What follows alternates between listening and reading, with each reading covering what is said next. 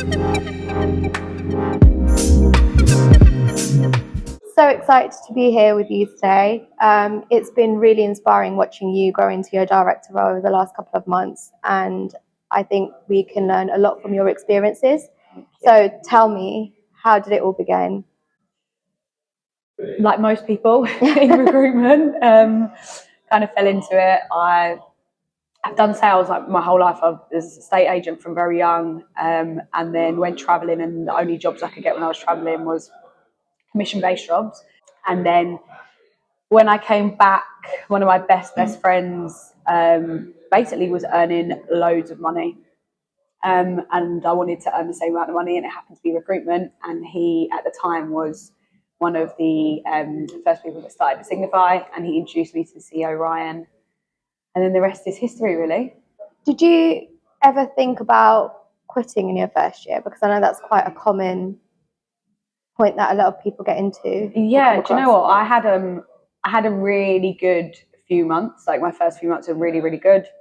I think I finished on like 147k in like my first 4 months in the job. That first year, I transitioned in from 180 to 360, and I think that is a real pivotal time for anyone that does that transition. It really kind of knocks your confidence and gives you the reality. Now you've got to do both. Yeah. So it's probably in that transition bit where my performance dropped off because I was adapting to both sides of the roles. I finished my second year really strong, and then I stayed on. Yeah. I think what we're talking about nearly 7-8 years ago now, right? So yeah. I think the industry was a very different place. I know for myself, when I first started in recruitment, being a woman, it was quite a challenging journey. Yeah. I definitely had my own challenges. How would you say that's now differed over the last couple of years? And what support did you get 8 years ago, being a woman in the industry?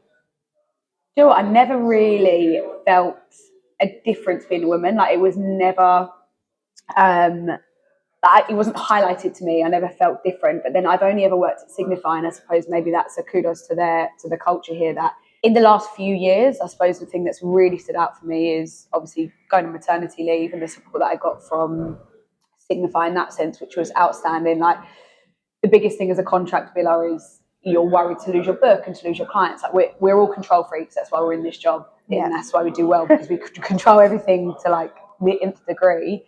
And being out of control and knowing that I could possibly lose that and not manage my own accounts and stuff while I was on maternity was really scary. But Signify made sure that I was, I'd handed over the accounts that I needed to.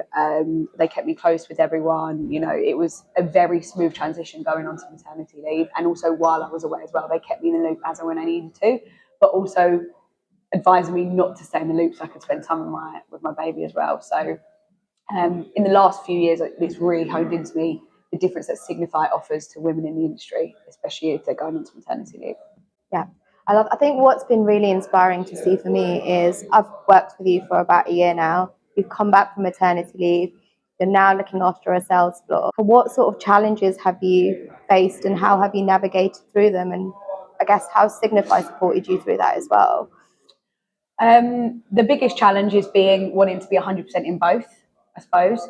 I don't want to give up time. I don't want to not be 100% mum, and I also don't want to be not 100% in this job. The only way I think you can be successful in recruitment is you have to give 100% all the time. You can't ever let any of it drop off, because you won't then be one of the top performers. So, and I don't want to give it up either, because this is my career and I'm not going to give that up. The support that I get to counteract that is that even though I've moved into this director role, I'm lucky enough that the business support function at Signify is based in the London office. So all of the things that I can maybe delegate that I might not want to, luckily enough, the business support team they've got their eyes open and they take it off my hands as and when they can see that I need it. Just the support network I have physically in the London office, and then the mentorship I still get from Ryan, is enough to support me. What was that sort of turning point for you where you thought, right, this is where I want to be now? I want to go into a leadership role for London. I had a few turning points. I think everyone in recruitment knows that as you progress and you get better and you start billing and you're able to manage more and more of a workload, that those above you, they either look at you to go into a leadership role, management role, or they look for you to stay as an IC and just continue billing big. Ryan could probably see the leadership skills in me before I did. And there was actually 2 occasions that I went to be in a leadership role and it didn't work for me, because at that time I was still very blinkered into my own success. Like, I'll be very honest, I was a selfish biller, and you have to be. Like, Yeah. I'm a team player and I'm supportive and collaborative, but there was a time where I took on my first mentee, and in the reality was I wasn't ready to open my eyes and be able to see them as much as I was seeing my own work, so it didn't work. And I actually did that twice during my time. And the best thing with working directly with Ryan is that he would always listen to me when we sat down in our one-to-ones, and I explained how I was feeling and why I felt like it didn't work. So we reset and we tried again. And actually it was the 3rd time that I took on a mentee that I'd gained enough experience and was actually ready then to be a leader as well as be an IC and be a biller as well. I love being able to share my knowledge and drive people to be successful as well. It's a process, right? It is a process, yeah. Do you know what? Being a leader, I think, is a natural attribute. Actually leading takes time and training and experience. Yeah. We've got really big plans for growth this year. We've got plans to get the team, specifically our contract team, back to quite a huge headcount this year. But the kind of people that we're looking for are just the kind of people that are ready to be on like the next growth journey with us.